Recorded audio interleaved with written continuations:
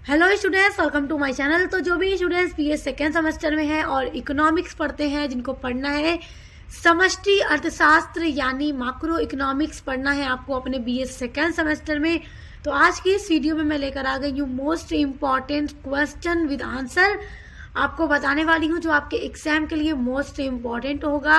आपके सिलेबस के ये सारे प्रश्न होने वाले हैं और मोस्ट इम्पॉर्टेंट ये सारे प्रश्न हैं और उनके उत्तर भी बताऊंगी। जो शॉर्ट क्वेश्चन आपके पेपर में आते हैं वही आपको बताऊंगी। तो चलिए शुरू करते हैं। उससे पहले आपको एक और बात बता दूं कि अगर आप अपने बीए सेकेंड सेमेस्टर में इंग्लिश लिटरेचर पढ़ते हैं, हिस्ट्री पढ़ते हैं या सोशियोलॉजी पढ़ते हैं या अदर कोई भी सब्जेक्ट पढ़ते हैं, पॉलिटिकल साइंस पढ़ते हैं, तो उन सभी के लिए भी आप चैनल पर विजिट कीजिएगा। सभी सब्जेक्ट की क्लास चैनल पे कराई जा रही है। तो चलिए आज का वीडियो शुरू करते हैं। देखिए, आपका पहला प्रश्न है, समष्टि अर्थशास्त्र के अंतर्गत किन किन महत्वपूर्ण विषयों का अध्ययन किया जाता है। ये प्रश्न आपके परीक्षा में जरूर पूछेगा क्योंकि आप समष्टि अर्थशास्त्र पढ़ रहे हैं। तो इस अर्थशास्त्र के अंतर्गत किन विषयों का अध्ययन किया जाता है, तो इस पर एक बड़े व्यापक पैमाने पर अध्ययन किया जाता है पूरी अर्थव्यवस्था का। जैसे देखिए, समष्टि अर्थशास्त्र के अंतर्गत महत्वपूर्ण विषय जो हैं जिनका अध्ययन किया जाता है उनमें शामिल है रोजगार, कुल राष्ट्रीय उत्पादन अथवा आय, सामान्य कीमत स्तर आदि का अध्ययन समष्टि अर्थशास्त्र के अंतर्गत किया जाता है। दूसरा प्रश्न देखिए, समष्टि अर्थशास्त्र का एक अलग शाखा के रूप में विकास किसने किया। देखिए, समष्टि अर्थशास्त्र जो है, देखिए विद्वानों ने अर्थशास्त्र को दो भागों में बांट दिया है, एक व्यष्टि और एक समष्टि। व्यष्टि अर्थशास्त्र यानी माइक्रो इकोनॉमिक और समष्टि अर्थशास्त्र यानी मैक्रो इकोनॉमिक।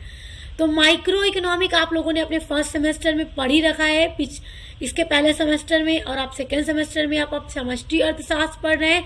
तो दो भागों में बांटा है विद्वानों ने।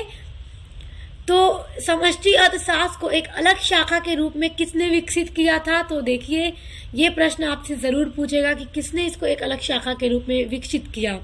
तो देखिए, समष्टि अर्थशास्त्र का एक अलग शाखा के रूप में विकास ब्रिटिश के एक अर्थशास्त्री थे जिनका नाम था जॉन मेनार्ड केन्स।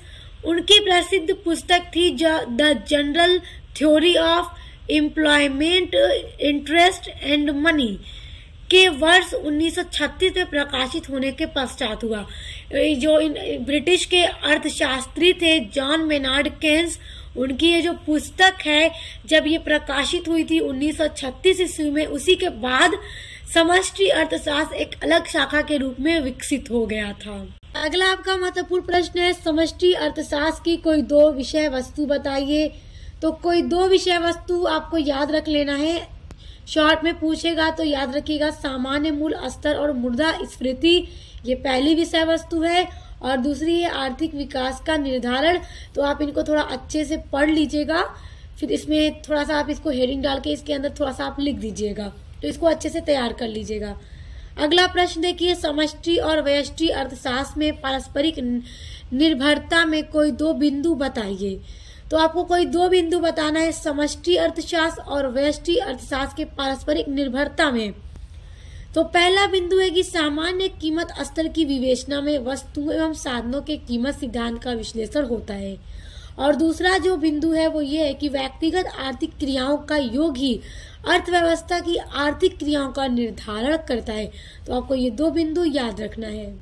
अगला प्रश्न देखिए, बड़ा महत्वपूर्ण प्रश्न है कि वस्तु से क्या तात्पर्य है। वस्तु क्या चीज है, तो आप तो जानते ही वस्तु क्या है। देखिए, वस्तु से तात्पर्य उन सभी भौतिक, प्राकृतिक अथवा मानव निर्मित पदार्थों से है जिन्हें मापा जा सकता है या जिसकी कीमत को बाजार में आंका जा सकता है।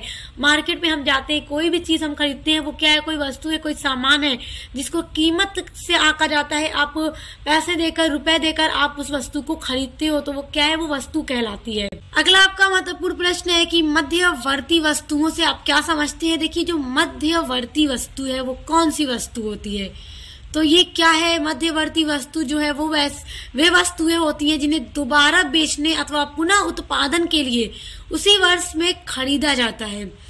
जैसे कि धागा बनाना है, तो धागा बनाने वाली मिल ने खरीदी रुई। अब रुई कच्चे माल के रूप में मिल के द्वारा खरीदा गया है, अब उसी रुई से वो धागा बनाया जाएगा।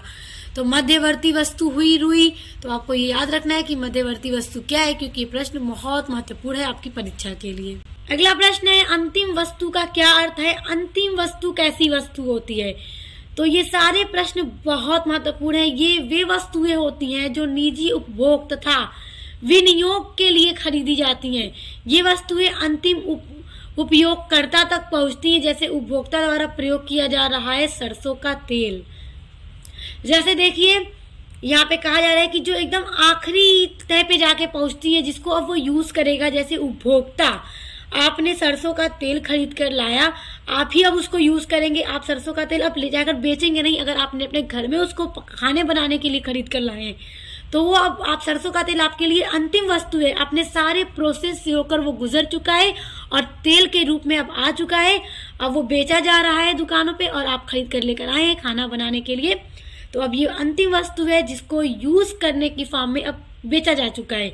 देखिए ये वस्तुएं अंतिम उपयोगकर्ता जो उपयोग करेगा उस वस्तु को तक पहुंचती है। जैसे उपभोक्ता द्वारा प्रयोग किया जा रहा है सरसों का तेल, तो आपको याद रखना है कोई भी चीज हो, चाहे सिर्फ सरसों का तेल ही नहीं, कोई भी वस्तु हो, आप अपने प्रयोग के लिए ले आते हैं तो वो अंतिम वस्तु है जिसको आप प्रयोग करेंगे, बेचेंगे नहीं, प्रयोग करेंगे।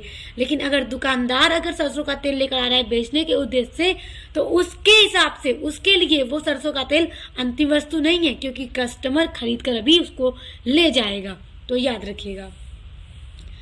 अगला प्रश्न देखिए, अंतिम उपभोक्ता वस्तुओं का क्या अर्थ है? अंतिम उपभोक्ता वस्तु, देखिए प्रश्न लगभग मिलते जुलते हैं, आपको चीजों को समझना है अच्छे से, वरना आप खुद कंफ्यूज हो जाएंगे। तो अच्छे से समझिए अंतिम उपभोक्ता वस्तुओं का क्या अर्थ है, क्या होती है ये अंतिम उपभोक्ता वस्तु? ये वे वस्तुएं होती हैं जिन्हें अंतिम रूप से उपभोगकर्ताओं द्वारा अपनी आवश्यकताओं को संतुष्ट करने के लिए खरीदा जाता है। देखिए यहाँ पर आपको एक और बात बताऊंगी, उपभोक्ता या कस्टमर यानी ग्राहक में क्या अंतर होता है। देखिए यदि ये पेन है मेरे हाथों में, आप देख रहे हैं ये पेन मैंने खरीदा, तो इस पेन को जब मैं खरीदने अगर गई दुकान पर, तो इस पेन को खरीदा तो दुकानदार के लिए मैं कस्टमर हूं। तो मैं कस्टमर हूं कि मैंने इस पेन को खरीदा, तो मैं दुकानदार के लिए ग्राहक हूं। और ये पेन मैंने अपने प्रयोग के लिए खरीदा, तो फिर मैं उपभोक्ता भी हो गई, क्योंकि अब मैं खुद इसको यूज करूंगी। मुझे आवश्यकता थी पेन की, मैं खरीद कर ले आई और अब मैं खुद इसको यूज करूंगी। तो मैं कस्टमर भी बनी और उपभोक्ता भी बनी, यानी कंज्यूमर भी बनी, क्योंकि इस पेन को अब मैं खुद अपने लिए खरीद कर लाई हूं, अपने यूज के लिए। लेकिन यदि यही पेन मैं एक खरीद कर अपने किसी दोस्त को गिफ्ट में दे दूं, तो मैं कस्टमर तो हुई कि मैंने इस पेन को खरीदा, मैं कस्टमर तो हो गई।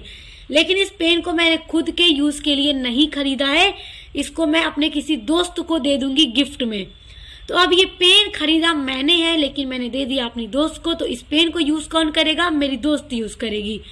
तो कंज्यूमर कौन हुआ, यानी उपभोक्ता कौन हुआ? मेरी दोस्त हुई। तो याद रखिएगा कस्टमर एंड कंज्यूमर यानी ग्राहक और उपभोक्ता में ये अंतर होता है। उपभोक्ता जो है, कस्टमर उपभोक्ता हो सकता है, मगर जरूरी नहीं है कि उपभोक्ता भी कस्टमर हो। क्योंकि पेन मैंने खरीद कर दोस्त को दिया तो वो ग्राहक तो नहीं हुई इस पेन की, मगर उपभोक्ता हुई। तो इसलिए आप इनके बीच एक छोटा सा अंतर याद रखिएगा कि उपभोक्ता और ग्राहक में क्या अंतर है। तो वही कहा जा रहा है कि अंतिम उपभोक्ता वस्तु का क्या अर्थ है कि वे वस्तुएं जिन्हें ग्राहक अपनी आवश्यकता के लिए, उपभोगकर्ता जो है अपनी आवश्यकता की संतुष्टि के लिए खरीदता है और उसे प्रयोग करता है, तो वही कहलाती है अंतिम उपभोक्ता वस्तु।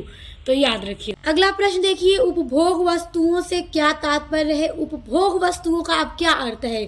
तो देखिए उपभोग वस्तुओं से तात्पर्य उन वस्तुओं से है जो उपभोक्ताओं को सीधे संतुष्ट करती है, जैसे ब्रेड, बटर, कपड़े आदि। तो आई होप कि अब उपभोक्ता का नाम आ रहा होगा, तो आपको कंफ्यूजन नहीं हो रही होगी।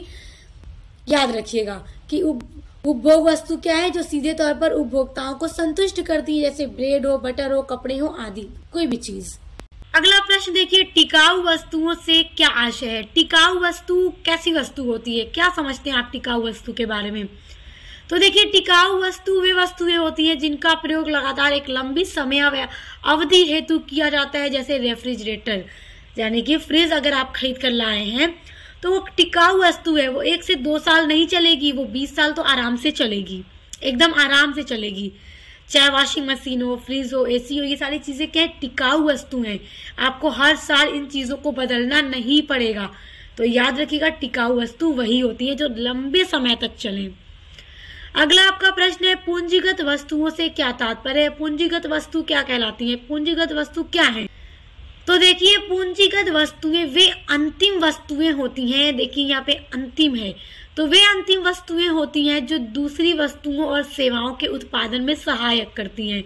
यानी वे वस्तु जो दूसरी सेवा या वस्तु के उत्पादन में मदद करती हैं वो वस्तुएं पूंजीगत वस्तुएं होती हैं।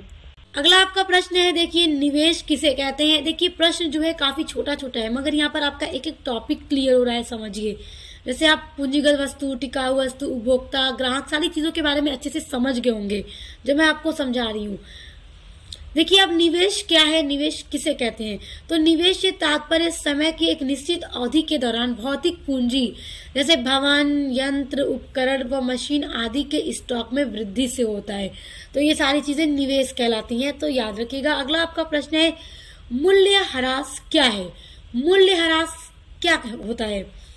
तो मूल्यह्रास का आशय अनुमानित अप्रचलन या प्रत्याशित अप्रचलन तथा उत्पादन की प्रक्रिया में सामान्य टूट फूट के कारण स्थिर परिसंपत्तियों के मूल्य में हुई गिरावट या हानि से होती है। जैसे कोई मशीन हो, यदि फैक्ट्री में मशीनें लगातार चल रही हैं और उनसे उत्पादन का कार्य लगातार हो रहा है, वस्तुओं का निर्माण फैक्ट्री में लगातार हो रहा है, तो मशीन में जाहिर सी बात है कि जब मशीन रोज चलेगी उसमें टूट फूट होगा, मशीनों में घिसावट आएगा, तो उस मशीन के मूल्य में प्रतिवर्ष गिरावट आएगी, उस पर डिप्रिसिएशन चार्ज किया जाता है। तो उन्हीं संपत्तियों पर, चाहे भवन हो, मशीन हो, कोई भी चीज हो, उन संपत्तियों पर प्रतिवर्ष जो मूल्य में गिरावट आएगी वो क्या कहलाता है, मूल्यह्रास कहलाता है। अगला आपका प्रश्न है स्टॉक से आप क्या समझते हैं। देखिए स्टॉक क्या है तो आप एकदम अच्छे से जानते हैं। देखिए स्टॉक को एक विशिष्ट समय बिंदु पर मापा जाता है जो उस विशिष्ट समय में मौजूद वस्तुओं की मात्रा का संबंध मुद्रापूर्ति, राष्ट्रीय आय आदि से है। अगला आपका प्रश्न है राष्ट्रीय आय को परिभाषित कीजिए। राष्ट्रीय आय क्या है। राष्ट्रीय आय से आप क्या समझते हैं। तो देखिए राष्ट्रीय आय का आशय एक वर्ष की अवधि में निजी या फिर सार्वजनिक क्षेत्र में उत्पन्न होने वाली वस्तुएं जो है या सेवाओं के अंतिम बाजार मूल्य के योग से है, जिसमें विदेशी आय भी सम्मिलित होती हैं, तो वो राष्ट्रीय आय कहलाती हैं। अगला आपका प्रश्न है सकल घरेलू उत्पाद से आप क्या समझते हैं। सकल घरेलू उत्पाद देखिए बड़ा महत्वपूर्ण प्रश्न है आपका। देश की घरेलू सीमा व भौगोलिक सीमा के अंदर, देश के घरेलू सीमा और भौगोलिक सीमा के अंदर किसी वर्ष में की गई उत्पादित अंतिम वस्तुओं और सेवाओं के बाजार मूल्य के समग्र योग को जीडीपी कहा जाता है। देखिए इसमें विदेशों से अर्जित आय को शामिल नहीं किया जाता है।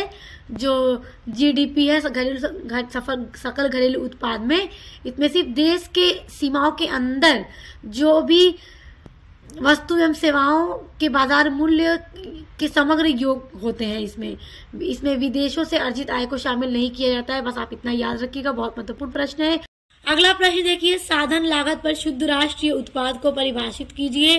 साधन लागत पर शुद्ध राष्ट्रीय उत्पाद क्या है। तो बाजार मूल्यों पर शुद्ध राष्ट्रीय उत्पाद में से अप्रत्यक्ष करों को घटाने एवं सब्सिडी को जोड़ने से जो राशि प्राप्त होती है वह साधन लागत पर शुद्ध राष्ट्रीय उत्पाद कहलाती है। तो याद रखिएगा सभी प्रश्न आज की वीडियो में जो मैंने बताया बहुत महत्वपूर्ण है, तो आपको इसे अच्छी से याद रखना है और उम्मीद करती हूँ कि आप अच्छे से समझ भी गए होंगे जितनी भी चीजें आज की वीडियो में मैंने आपको बताई हैं। तो आगे इसी तरह आपकी और वीडियोस आती रहेंगी, तो अच्छे से पढ़ाई कीजिए। और बाकी अदर जो भी सब्जेक्ट आप पढ़ते हैं, कोई भी सब्जेक्ट आप पढ़ते हैं अपने बीए सेकंड सेमेस्टर में, तो उसके लिए एक बार चैनल पर विजिट जरूर कीजिएगा, क्योंकि सभी सब्जेक्ट की क्लास हो रही है, मॉडल पेपर की वीडियो चैनल पर आ रही है। तो बेस्ट ऑफ लक, अब मिलते हैं नेक्स्ट वीडियो के साथ।